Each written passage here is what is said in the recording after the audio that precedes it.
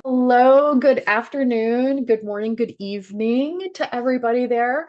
I'm Kate Wade with Get Her Hired, and we're here for another undeniable session. And we have a fabulous guest with us today, Ms. Jacqueline Brown.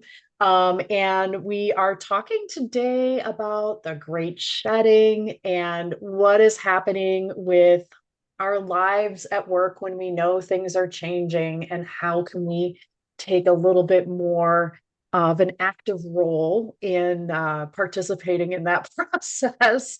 I'm going to introduce Jacqueline for you and then lay out how today will work. Um, well, maybe I'll lay out how today will work first. So we've got Jacqueline here. We're going to be talking about 45 minutes or so. We definitely want your questions. So you can send them in through the Q&A function. You can send them in through the chat function, and we will keep your name anonymous. So please don't worry if you're sharing, a question. We will not say your name out loud. Please give us all the dumb, quote unquote, questions you've got. We want to have them. It's a safe place for this, for everyone. And so you can put your question in at any time, and we'll take them at the end, or if it's appropriate in the middle, we'll take your question in the middle. And I'll introduce Jacqueline. Then we have a few poll questions just to see who's in the room today. And we're going to find out a little bit more about this great shedding that Jacqueline has been the intellect behind creating this framework that she uses. So I'll start with welcoming again Jacqueline Brown. She's the co-founder of Brown Developments. She's a certified leadership coach with more than 30 years corporate leadership experience. So you've been around a couple blocks, Jacqueline. Yeah, it's a 30 plus plus, but when you get to 30, it's just plus. It's over Exactly. 30. Um, Wonderful. Yes. She's the author of Be the CEO of You and the creator of The Great Shedding. So if you need a book to read to help you, and maybe you can talk about that book a little bit at some point, Jacqueline, like who it's the right audience for and why it would be helpful. But you've created these things, and the work you do explores career reinvention, identity, and emotional wellness. Jacqueline helps experienced professionals navigate career transitions by redefining success beyond titles, external validation, and traditional career paths. And she is passionate about empowering leaders to embrace change with confidence, ownership, and purpose as they step into their next chapter. So, we definitely want to be learning more about this framework of the great shedding and be the CEO of you, so that everyone in the audience here can work on reclaiming their value and leading themselves with intention and designing what's next, right? So this is a real conversation here today. Welcome, Jacqueline. Please introduce yourself. I tried to do you justice, but there's so much more to your story. So please give us another introduction to you in your words. Well, thank you, Kate. It is an honor and a pleasure to be here and to be sharing this conversation with you. As you mentioned, I've spent a number of years in corporate America. And again, once you get over 30, you just add a plus to it because it's all accumulated experience after Mhm. that point. But I've worked most of my career has been in the tech space. I got into tech in the early 90s during the tech boom when most people navigated to technology. And I've spent the most of my career in that space. I started out my career in finance and accounting, just by happenstance. Really? And I know I wanted to be a dancer, and I realized that being a dancer didn't pay the rent. So I had to get something that, would sustain my lifestyle. So I figured out that I was really good at numbers, and I got a job as a bookkeeper. And all of a sudden, I was going down the road of being in accounting.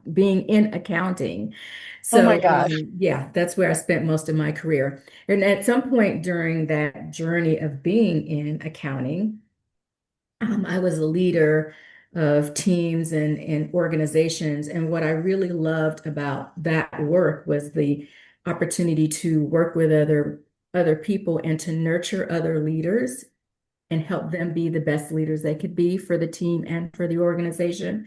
And that's where I really started to develop my passion around leadership development. And so I wanted to transition from finance and accounting into HR. And so to do that, I went back to school after having gotten my undergraduate. I went back to school and got my graduate degree in HR and organizational development. And so that was sort of the segue into my journey into HR and in Mm, particular leadership development within the tech space. And there's a lot of background story that goes along with that. Life decisions help to influence that. But I'm really glad that I made that transition because I'm a people connector kind of person. And so while I love numbers, you can give me a spreadsheet and I will geek out on a spreadsheet. I still do that. But really being able to nurture leaders and to be able to see them expand and grow mm, is just the most rewarding thing that I've had an opportunity to do. So I here I am, so yeah. many years later, trading numbers for people. Yeah. Well, there's that interesting through line for you, Jacqueline, I think, is that your ability to think critically and analyze the information that's coming to you to see what the forecast is, whether that's for the person or for the number. And so you have that special ability, and it's very unique in a numbers person that we have someone who also has such a high EQ and is able to bring that marriage of those things to people because a lot of the time when we meet engineers and people in accounting and finance, they may not always have the energy and interest in the people side of things, but that is Mhm. definitely a place where you thrive uniquely. And so I think this is where probably why so many people are diverse across diverse functions are able to connect with you so strongly. And you're such a valuable guest for us today because I think people will just love this. Before we get into any more, I want to just take a poll of ask a few questions of the audience that's here today so we can get a little feel for what's going on with y'all and where your challenges are. So the first question I've got up here, and again, this is anonymous, so don't worry. These are anonymous questions, but have you ever looked around at your career and thought, this doesn't fit me anymore? This is not the right thing. Okay, we've got mostly more than once. Mhm. I've been feeling it, but haven't admitted it. So this is interesting. Okay, okay. So I'm gonna just share the results there. So I think you can see the results on this question. So Mhm. most of the Mhm. people on this call are like, yeah, I'm pretty aware that there's something there's something going on here that is not quite right anymore. Let Mhm. me ask you another one. Um, What's most likely to make you change jobs right now? So this is something that we at Get Her Hired talk a lot with people about. Typically, we are talking with people when they get laid off, Mhm. Mhm. unfortunately. Um, but like something you talk about, Jacqueline, and maybe you can talk about it right now, is that you don't have to wait that long. Yes, well, oftentimes we wait longer than we should, and then the universe presents us with something that we don't realize it at the time, but it's exactly what we need. When you are Mhm. feeling this, I need to change, and I took note of one of the poll questions, feeling it, but won't admit it. that's the perfect scenario where the universe will come in and say, let me rescue you. Let me save you for yourself, from yourself. And something will come in the way of a disruption that will force you or cause you to have to think about doing something different.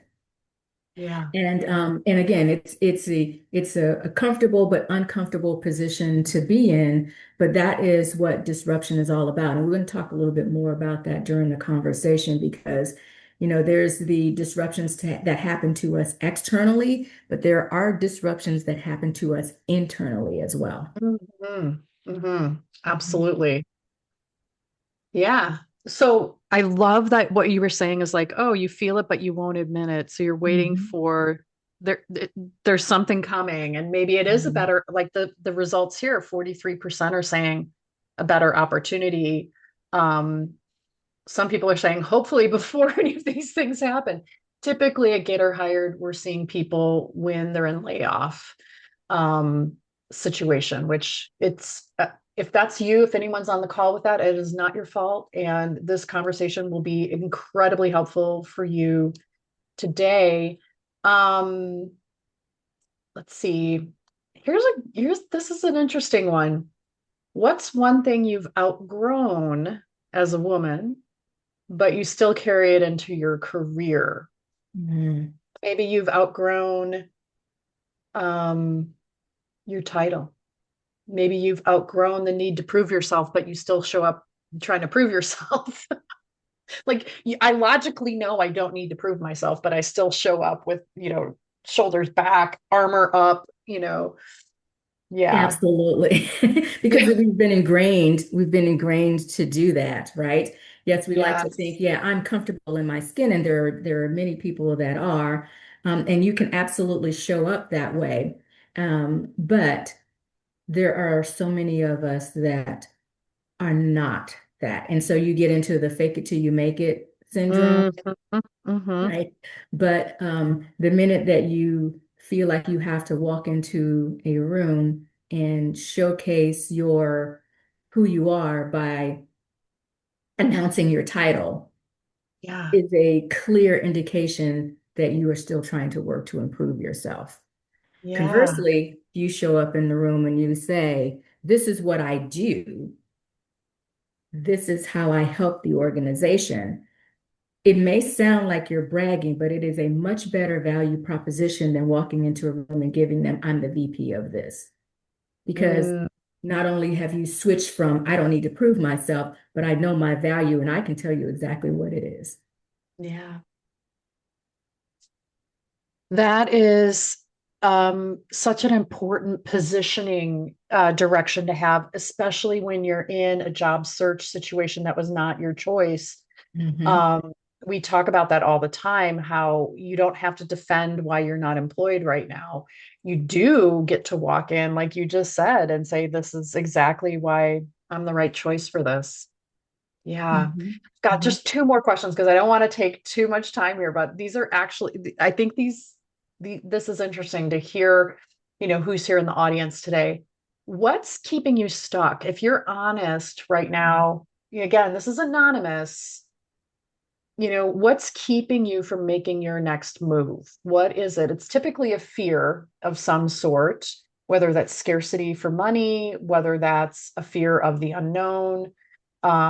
Maybe it's a fear of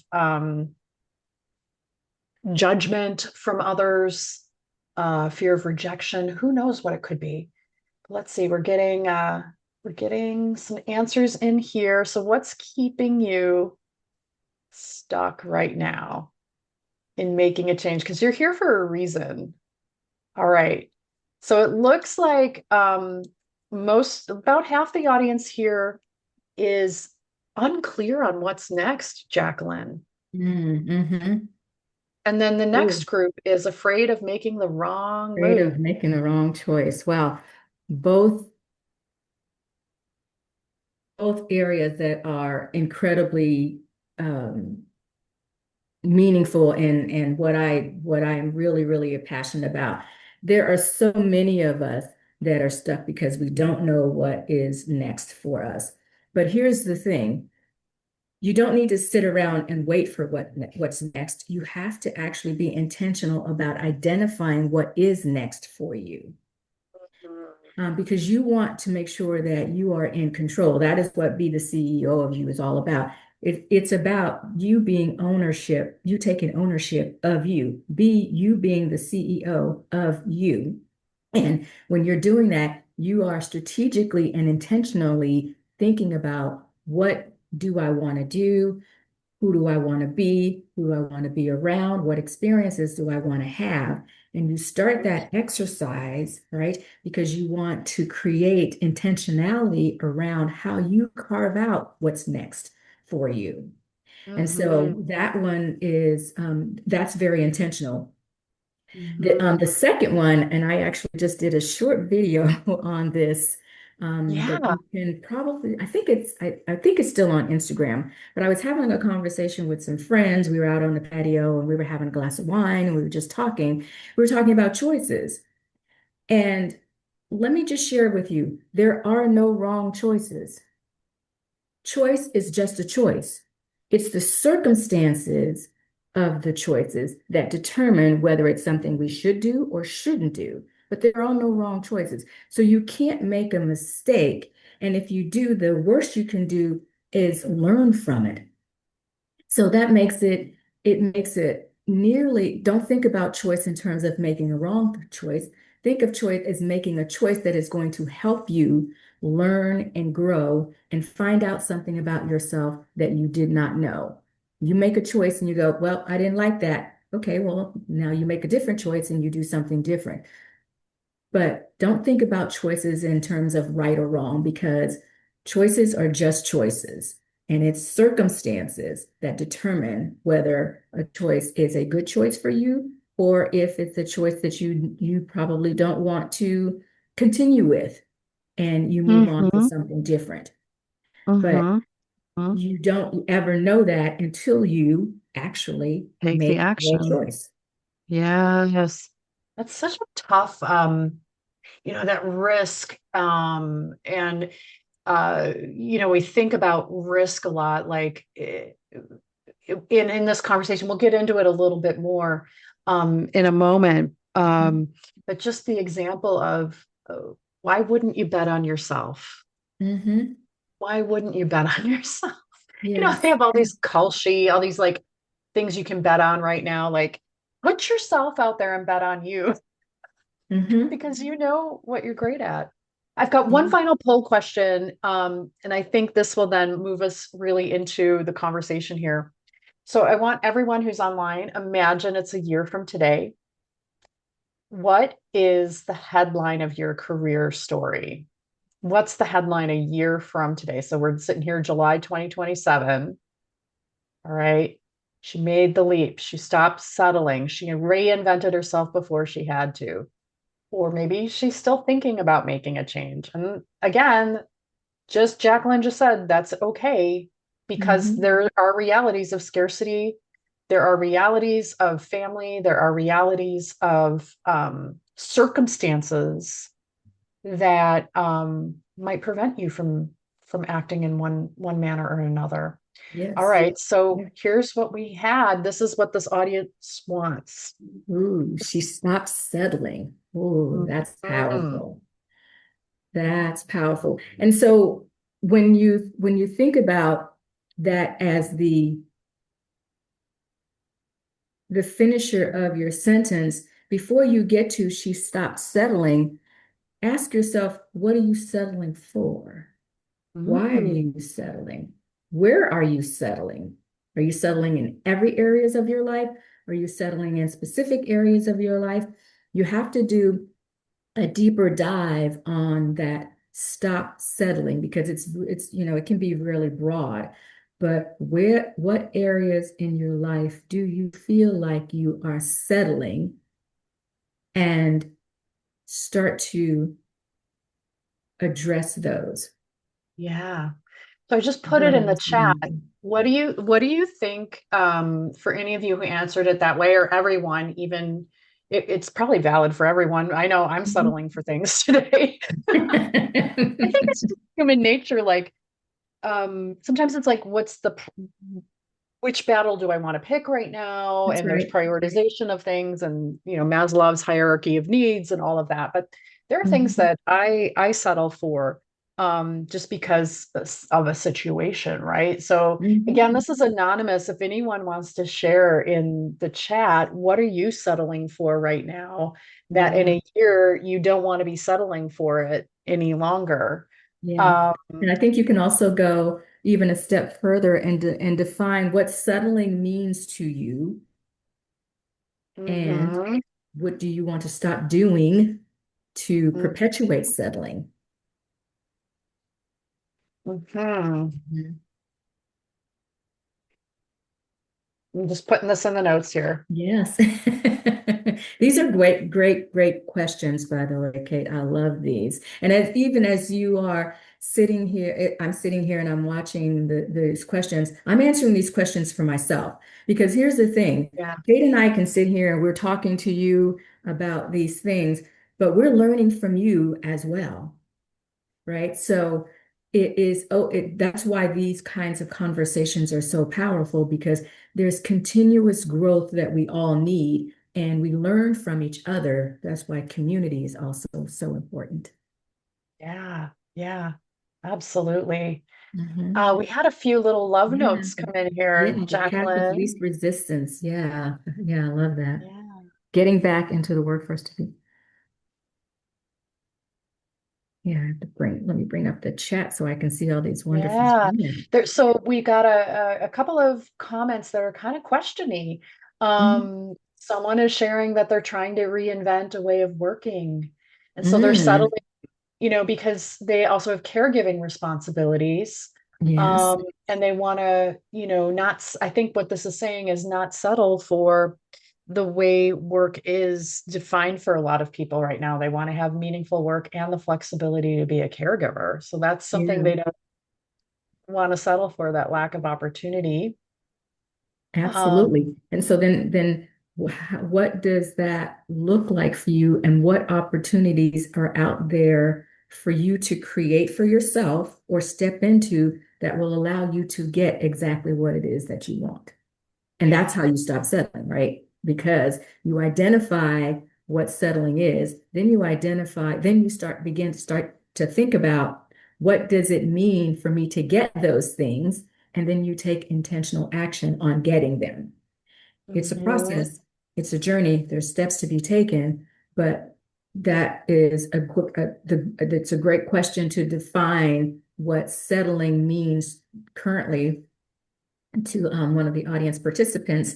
And now back into how do I go about changing that for myself? Yeah. And again, it's all about you taking ownership. No one else is going to change that for you. Your job's not going to do it.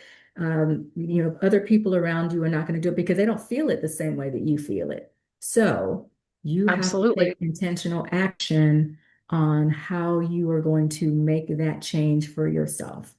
Yeah. That can be really scary. Mhm.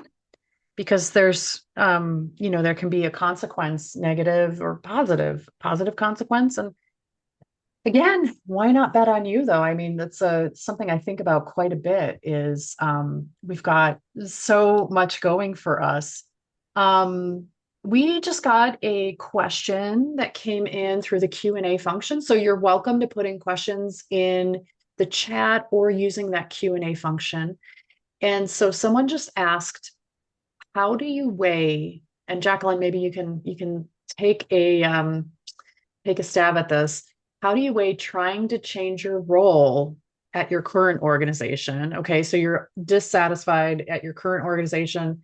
And so, you know, do I spend my energy trying to change my role, or it can't change to be what you need and moving on basically? So try to change in my role or move on. How do you do that intentionally? So that's the question we've got coming in right Mhm. now. Yeah. Yeah. Yeah, so the way I think about that and what I will share is that if you want to make a change that is out of your control, you can't make a change that's out of your control to change.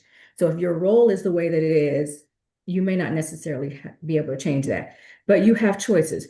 We all have choices. You can change how you think about the role that you're in, Hmm. and you can change it so that it works for you. Or you can make a choice to change and go to another role.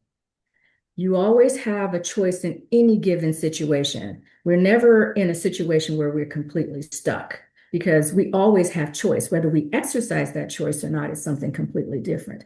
So Hmm. if you're in a role and you don't have the power or authority to change the role, change how you think about the role and how you make it work for you. That's what you have power over. That's what you have control over. And Yeah. if that doesn't work for you, then now it's your opportunity to think about what is another role that I could explore that works for me for whatever it is I'm trying to accomplish. Yeah. Thank you, Jacqueline. I think that's going to be really helpful for people here today. It comes up quite a lot. Um, Mm-hmm. I want to switch into some foundational definitions, some foundational concepts we're going to cover today, and we've already touched on them a little bit. So, for example, you talk in your work a lot about reinvention and disruption. And while these terms are familiar to people, reinvention and disruption, they might mean slightly different things. And so I thought it might be helpful if you could share what reinvention and disruption look like in your work. How do you define them? And why is it important for us to understand the difference between reinvention and disruption? Sure. Yeah. So identity reinvention is really a process of how you change yourself, how you let go of habits and circumstances, and even people that are not serving the purpose that you're trying to um, move forward with. They're zapping your energy, or you don't feel like you can be who you want to be in a particular space. Reinvention is it's like you're rebuilding your personal story. And when you think about identity, identity is you. Who are you? And who do you want to be? How do you want to show up?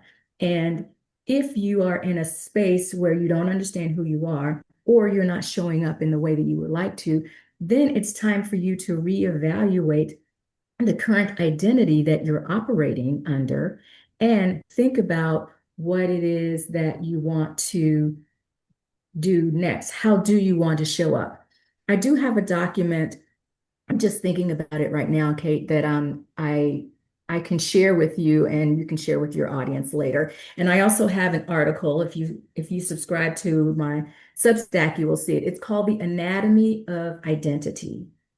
And there's these 6 categories of self. And each one of those categories explains how we show up in different areas of ourself. And the embodiment self, which is the very last one, is who you are at your core. That is where we want to get to. When we talk about being authentic, that's the embodiment self is where we want to get to. So identity reinvention is really about how do I get to the core of me? I've been lost. I've taken on this job. For example, I started out in finance and accounting. That Yeah. was not my goal. And so, Yeah. but I took on this persona of this identity of being in accounting. And when I actually got into HR and I started doing leadership, it felt like I had moved back to the core of my identity, which was really around connecting with people.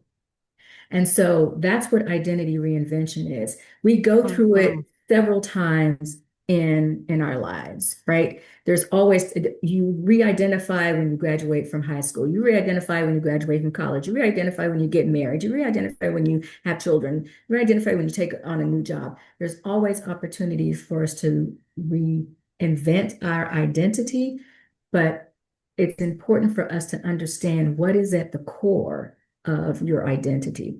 So I'm happy to share that. It's a one pager for you to share with your audience. And then when we talk about disruption, disruption Yeah. is change.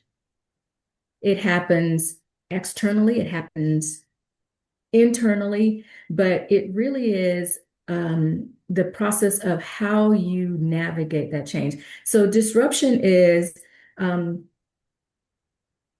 the children, the last child has gone off to college, and now you and your husband are empty nesters. And you're like, you're looking at each other like, who are you and why are you in my space, right? Because I don't know you because we've been so ingrained in raising the children that we don't even know who we are anymore. Um, Yeah. Yeah. a disruption is a layoff or a layoff from your corporate job. And Mhm. disruption is a loss of someone you love. Disruption comes in many, many forms. Those are external disruptions. Internal disruptions is that feeling like something is not quite working for me. I'm not happy. I don't feel fulfilled. I feel irrelevant. I have this sense of there's more of me than I can give, and I'm not giving it. That's an internal disruption. And those are the most important signals to pay attention to. And Mhm. you get to know me, and I have all of these terms. I call that the buzz beneath. And the buzz beneath is Oh. an emotional signal that is telling you that there is time for you to pay attention because change is is happening. Mhm. Mhm. And most of the time, because it's internal, just like we saw in the just like we saw The pull in responses. the Yeah. poll response, right? Um, There was one about feeling it, but not feeling admitting it. it, feeling it Yeah. and not knowing feeling it and not knowing quite what to do with it. That's the buzz Yes. beneath. That is a signal that is telling you that it is time to make a change. Pay attention to those signals because they happen long before an external disruption Yeah. happens. So hopefully that Yeah. is that level sets the two terms for the audience. Thank you. Thank you. I know we had a new question come in the Q&A, but we're going to withhold that one right now and come back to that one. So please keep putting your questions in the Q&A and in the chat, and we will get to them, I promise you. I want to go further though into you know, you talk a lot about how, and it's that buzz beneath maybe, that reinvention begins long before um the I The don't want to say disruption happens, the the external disruption, disruption happens. right? Yes, Yeah, yes. yeah. And you've worked with so many professionals in your career that you must be seeing some patterns among women who feel successful on paper, right? But they know they've outgrown the career or identity they've built. Like, what are some patterns that you see for women who are kind of getting that buzz beneath, but are not quite ready for that reinvention, but disruption might be coming? Like, what are Mhm, some mhm. patterns you see? Well, the first thing I see is that um, they don't acknowledge it or pay attention to it. You kind of brush it off, like, it'll be gone tomorrow. I'll feel better tomorrow. Hmm. That's the first thing. And the other thing is we don't take care of ourselves and we don't put ourselves first. And so if I came to you and I said, you know what, Kate, I'm just really, really not feeling like things are working for me in my career and I feel like I need a change. You would encourage me to, well, Jacqueline, why don't you think about doing this or think about doing that? Hmm. We can tell someone else that, but we don't always do it for ourselves. Oh God, yeah, that's why I'm in business. That's right. Right. And so what I find in the professionals that I talk to, because most of us are leaders and leaders of organizations and teams or leaders of our families, we don't even take our own advice and we don't pay attention to our own signals. So most of the time it's, I want you to stop and I want you to pay attention to you. You're like, well, I don't have time. I've got this to do. I've got that to do. No, You don't have time not to not pay attention to you Yeah. because you are the most critical piece of this entire puzzle. You are the CEO of you, right? As the CEO, if you don't take care of you, all everything else around you falls apart. You are the asset. So let's think about how to focus on you first and foremost. And that's the most difficult thing for women, especially to grasp is that, oh, now I get to intentionally focus on me. Well, that's selfish. No. And even if it is, indulge yourself in some selfishness for now, because it is necessary for Yeah. you to be able to really think about what it is that you want to do and who you want to be so that you can be um, the best and most brilliant version of yourself for everything and everyone else around you. Mm. I'm going to go off script, Jacqueline, and because I feel like, we say this often, and here we've got, 20 odd women on the call right now. If we took 60 seconds right now and gave ourselves a question to answer for ourselves, could you guide us through a little something that helps us get in touch with what we're denying, what we're looking for, what we're our identity? Just a little 60-second, we'll close our eyes and think about it. Yeah, yeah, yeah. I can do that. Let's see. I have an exercise for this as well. Well, of course you do. And I'm sorry, I just pulled this because I think, let's do it right now. Like, we don't have to wait until there's a perfect Saturday morning moment. Let's do it right hmm now. hmm Okay. All right. Let me know when you're ready. And Oh, I'm ready. I'm taking a breath. I've got my feet okay. on the floor. You're just going to take a deep breath. And, most of the time when I work with my clients and we get on a call and I say, before we get into our conversation, I just want you to spend a few seconds decompressing.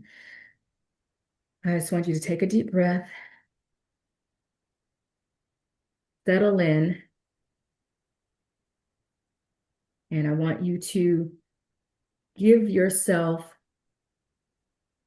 the time and space to be present right here, right now. Doesn't matter what else is going on. This is your time. And just deep breathe deep. Let your shoulders relax. Close your eyes. Let all the tension and everything in you just kind of seep out. And if you feel your body sort of like just involuntarily moving, let it move. Let the head roll, let the shoulders come back and forth. Take another deep breath. And then I want you to ask yourself,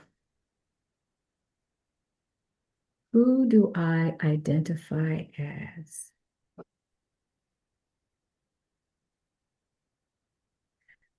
And I want you to think about who that person is without labeling that person as a title.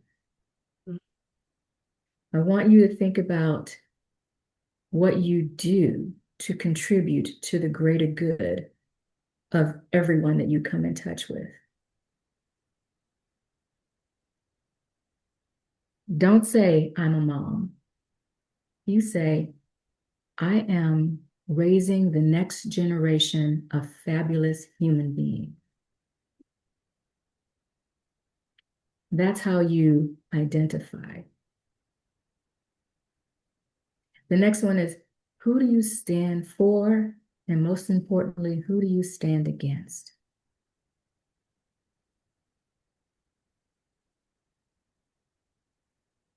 And just take that one in. What do I stand for? What do I believe in?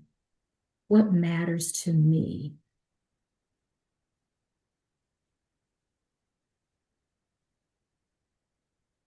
And then the last one,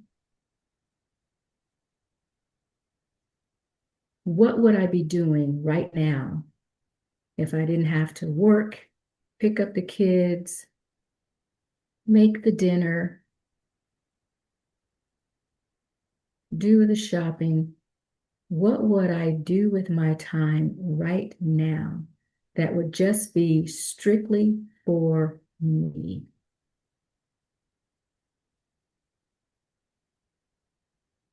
And then I want you to envision yourself in that space, doing that thing.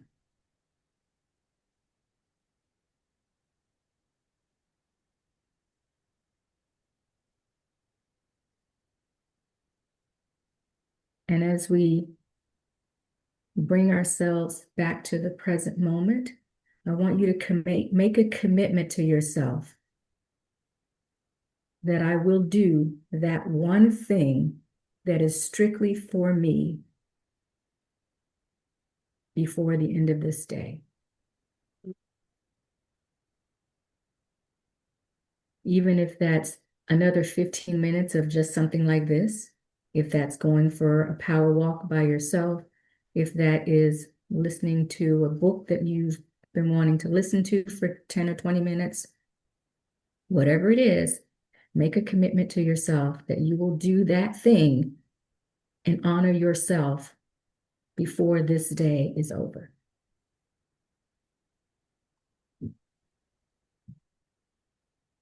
Jacqueline, I think we all need your number for coaching now. Um, thank you. Wonderful insights. I just think about, and I'd love to see if anyone wants to share what came to them. You Yeah, can put that it in would be the wonderful. chat or the Q&A if you want to share.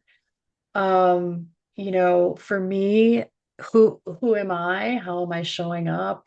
What am I doing? And what do I stand for? What do I stand against? And then if I weren't working today, if I weren't taking care of all the things, what would I be doing? I've got some great insights, but I'd love to see if anyone wants to share what came to them today because and you know what? I believe that took Jacqueline 3 minutes Mhm. to do that exercise. Yeah. And we fight it for so long, you Yeah, know? 3 minutes is not a lot of time. I mean, 3 minutes is minuscule in the 24 hours that we have in a day for us to Yeah, dedicate to ourselves, right? So if you think about it in that terms, I mean, that's like 1% of the time yeah, that we yeah, have like dot, dot, dot, 1%. But yeah, the point being is that, it's really, really important that we actually take those moments of time to dedicate to our own being self wellness, self care, and yes. self awareness, and just those are the things that help you to begin to begin the process of if I don't know what to do with what I don't if I don't know what my next chapter is or I don't know what I want to do. It's practices like that that will help you get the answers to those questions because most of the time we don't have them because we don't allow ourselves to explore them in a way that opens up the doors for us to receive the answers. Why do you think that is? I mean, obviously, the exercise we just went through, if I was stuck in trying to understand my identity, my reinvention, if I was stuck in a place of disruption, like that exercise you just brought me through would help me. But what is it that you have found that we're resisting? It's I think we feel like we don't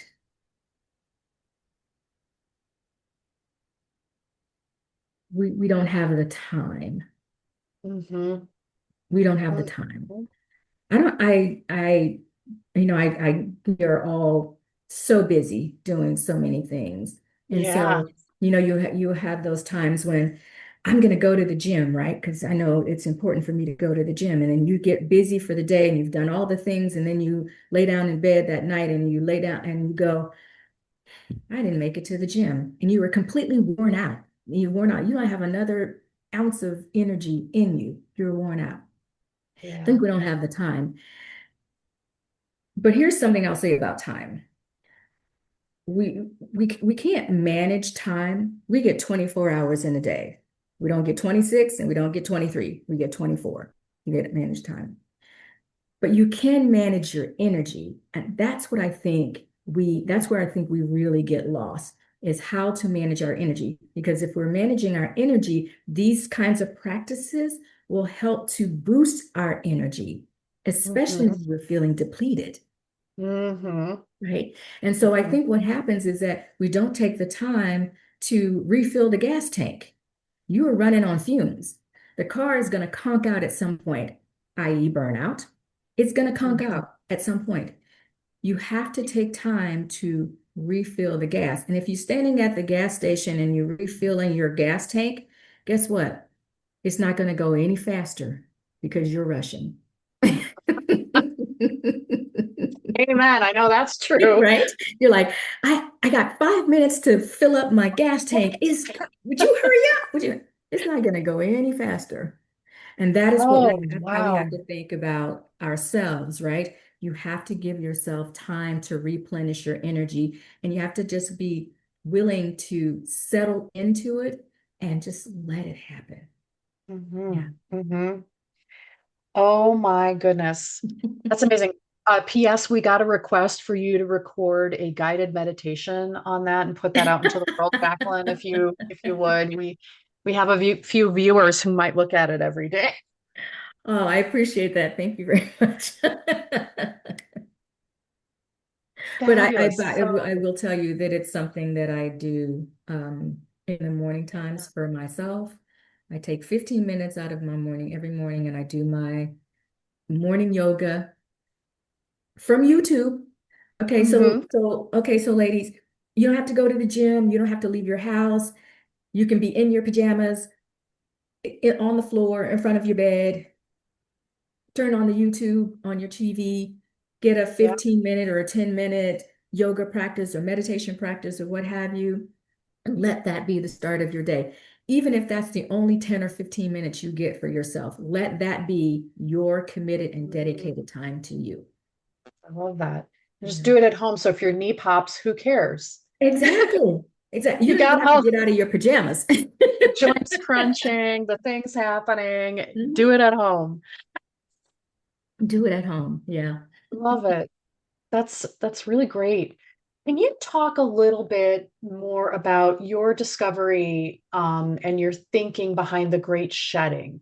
Tell us Hmm. more about that because that is a really important piece of your work, cornerstone of your work. Tell us about Yeah. Yeah. So, the great shedding is a disruption. And what it defines a disruption that is happening to many of us, and I won't even say Americans because it's universal right now, but I'll just talk about the corporate America landscape for that. now. And Mhm. there are over in 2025, there were 1.2 million people who lost their jobs and record-breaking job losses in the government sector, right? We saw that Oh God, happen. yeah. Yeah. And then also private sector adding on to that and it continues. And I and many of the people that I know, my colleagues and other friends that I know were impacted by a corporate layoff. So I got laid off in February of 2025. And um, at the time, it was this, I'm relieved because probably 2 years prior to that, I had determined that, I don't think corporate is working for me anymore. But I didn't Interesting. make the change because I was trying to figure out what I wanted to do. And as I was figuring out what I wanted to do, I finally came to that. But anyway, this disruption happened, and then it forced me to figure out what I wanted to do. So, Mm-hmm. and in that, I noticed that many of the people that were being affected by these layoffs were in a similar position as I was. You spend 30 years in corporate America, you spend 10 plus years at a particular organization, and Mm-hmm. you've poured your heart and soul into this organization, and all of a sudden you get laid off with a 10-minute exit conversation. And Oh, now you're like, now, now what? yeah. Right. And Yeah. so I started seeing this happening. So I'm also a person that loves to research and I love to read. So I started looking at the impact that this was having, and I noticed a trend of people between the ages of 40 and 60 years old that were professionals that had been in corporate America for 30 plus years and who had been at a particular company for more than 10 years. And they were being involuntarily displaced by being laid off. And I thought, that's me. But it's Mm-hmm. not just me. It's hundreds of thousands of other professionals. And so I did more research and talked about the impact of what this phenomenon or this disruption was having on corporate professionals like me and many others. And it's not just the loss of the job, it's not just the loss of the financial stability, but it's an emotional identity Yeah. disruption Yes. rupture, right? Because now you have lost all sense of who you are because you were so ingrained and so tied to this corporate persona that you're lost. And then if you are looking to go back into the job market, let's say you're looking to go back into corporate because that's all you know, and that's your first reaction, like, well, I got to find another job. The Mhm. very reason that you were displaced is also the reason that you may not get hired again. Because when you're in this age group and you've got this much experience, now your experience has become a liability versus an asset. And the salary that you would command because of your skills and experience is expensive. And that is another reason why you've been displaced. Companies do layoffs because they want to get to a certain number on their bottom line. And workforce and talent is the most expensive liability on their P&L. And Mhm. so when it comes to cutting costs, they look at cutting labor first. That's why we have layoffs. And so the great shedding, it was really about that phenomenon and understanding the impact to this cohort of professionals and now really addressing how they think about what they want to do in the next chapters of their life. Mhm. Mhm.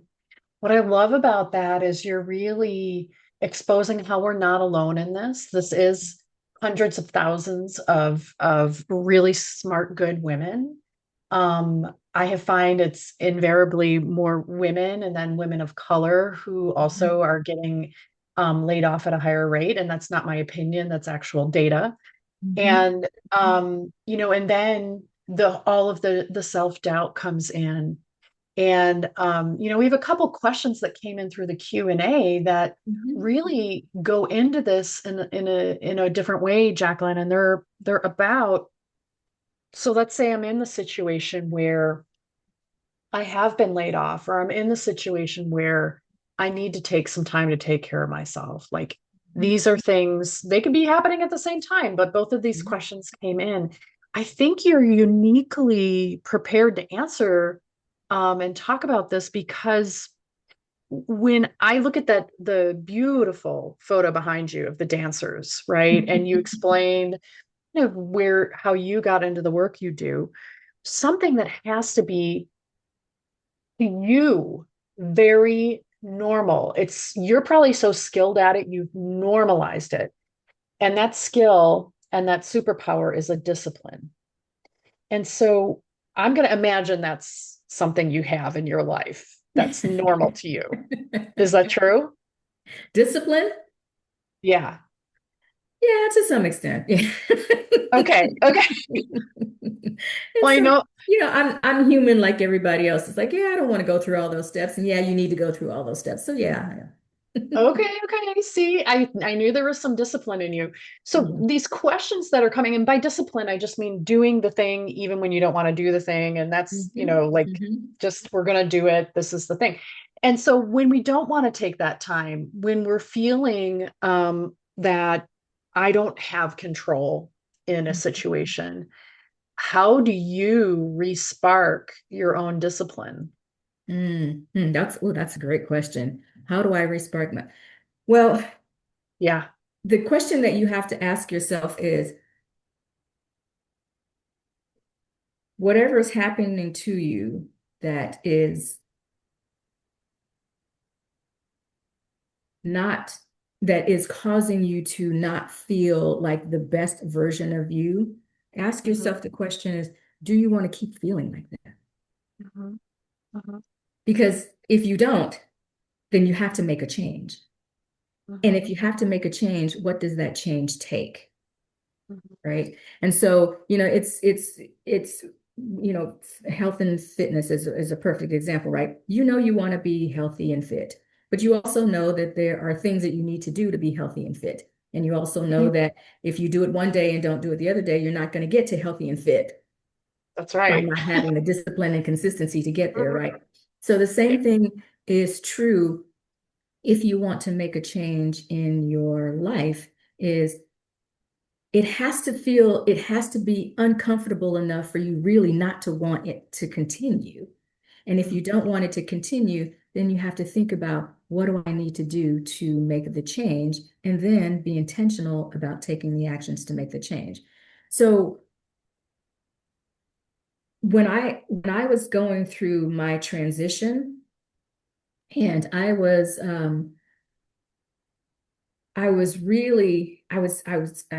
having these severe pity parties. I don't know if anybody else is up there has had a pity party before, but Oh no, I never have a pity party. Poor I me. mean, it's just you and pity together as one, I was like, that is one cold dinner. isn't it? And it is not self-serving. It doesn't taste very good either. But I actually literally had to tell myself, do you want to continue to feel this way? Do you want to continue to be your own victim? Yeah. And if you do, keep doing exactly what you're doing. Okay. And if you don't, then make a change. And so Yeah. it was then that I started to think about, okay, well, what is the change for me? First of all, I needed to understand why I was feeling the way that I was feeling. And so the way that I started to address that is I started journaling. And I gave myself this challenge. And so here's another tip for your audience. I gave myself a 30-day challenge to wake up every single morning and journal. So I journal every single morning for 30 days. And Okay. at the end of the week, look back at what you've journaled. And at the end of that 30 days, look back at what you journaled. You will start to see a pattern of how you feel, how you're going through the day, what are you experiencing, and those things can be very, very revealing. And so after I Yeah. got through the 30 days, I said, okay, well, let's do another 30 days. And Yeah. and journaling now has become a way for me to talk about what I'm feeling Hmm. through writing it in my journal. And Hmm. no one else has to know if I don't want to talk to anybody else about it. I can be brutally honest with myself. And that's the point. Be brutally honest with yourself. And Yeah. and it's like having a deep-seated conversation with yourself. And it becomes really, really revealing. And I can remember times when I get up and I'm feeling something and I just go grab my journal because I'm feeling this and I need to write this down because I don't know how to process this. And the Yeah. journaling helped me to process it. And that became a discipline. And so now, 266 days later, I'm still journaling every single morning. Girl, what? That's incredible. Yeah. That's incredible. I've Yeah. tried that, but I've chosen not to take the time then again, right? That discipline piece of it, that commitment And piece, and that it's and that, that's the discipline. That's a discipline. yeah, But again, it helps me to have a conversation with me. It also is my time with me. yeah, yeah. Wonderful. Mhm. Wonderful. I mean, that's yeah, fantastic. Well, I know we're coming here up at our time, Well, that went Jacqueline. It's been fast. great. If you could leave us with one thought about the great shedding, about identity, reinvention, about discipline and connection, what do you want to leave us with? One thought. Ooh,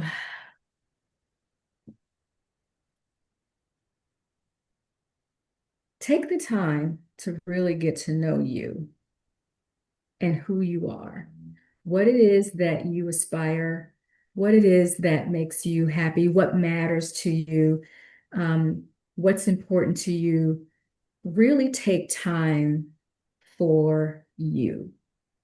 Carve out whatever that looks like. Start with 10 minutes and let it grow to 30 minutes or whatever, but carve out time for you.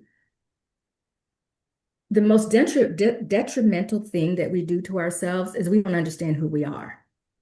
Mm. And nobody should know you better than you know yourself. No Yeah, one. yeah, Your spouse may say, I know her. I know her.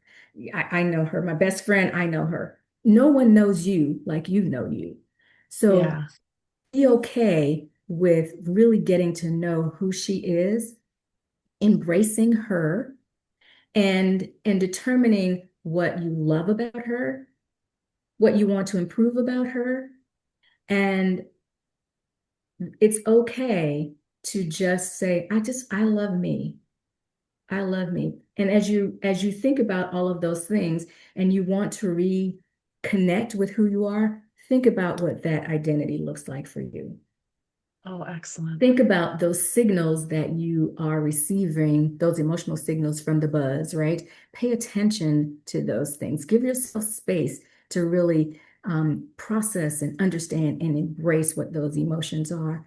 And then take action. Do the thing that helps you to be the best version of you that you want to be, not for anybody else, but for yourself. There's leaps of faith there, but the leaps aren't very big, No, especially yeah, for yourself. yeah. We are all wonderful, wonderful individuals in our own rights. And it's really important for us to step into that. And I'll be honest with you, it's taken me a lot of time to get here. And I still Mm, have my days when I have to go back and go, you're okay. You're mm. you're you're good, right? You are working to be the best version of yourself. Have you arrived yet? Probably not, but that's okay. I like who I am today, and I'm comfortable with who I am, and I'm comfortable with what I'm doing to continuously improve myself. So it's not perfection, it's Yeah. progress. And I'm sure you've heard that one before. Well, I live by that one, that's for sure. Yeah. I mean, what grace we give ourselves with that progress and not perfection. Yeah. Um, Yeah. well, it looks like Jonathan has shared a few links to be in touch with you. I know if you wanted to get that tool that Jacqueline mentioned earlier, Mhm. please DM her on LinkedIn. If you Yes. connect with her on LinkedIn and then send her a message, she'd be happy to connect with you and share any resources. Please follow her Substack for more information on her thought work because she is a big thought leader in this space. And of course, coaching and corporate work available through Brown Developments. Yes. Thank you so much, Jacqueline, for being here with us today. We really appreciate you bringing your knowledge and insight and love to the women who are here with Get Her Hired and the people out there looking for new opportunities due to disruption and reinvention. Excellent. Thank you. And then if I could just do one more shameless plug. Please Um, do. I do have a podcast that's going to be launching at the end of August around the Great Shedding, where I am actually talking to professionals that have been displaced from corporate positions, and they're sharing their stories and giving tips and tools on how they have navigated this disruption. Perfect. Oh, we want to know more about that when that comes out so we can Yeah, help I'll promote. share I'll share the information with you. Yeah. And also, of course, I want to have you on the podcast. So Well, congratulations on that. That's thank you, really thank you. exciting. I'm very happy for you. Thank you so much, Jacqueline. It's been a pleasure having you here today. Thanks to Likewise, everyone who Kate. attended and asked all the questions. We appreciate it. You'll be able to find a replay out on YouTube. And of course, if you attended or signed up today, you'll be getting an email with all of the goodies that Jacqueline mentioned earlier. Have a beautiful day, Jacqueline. Thank you. Bye bye.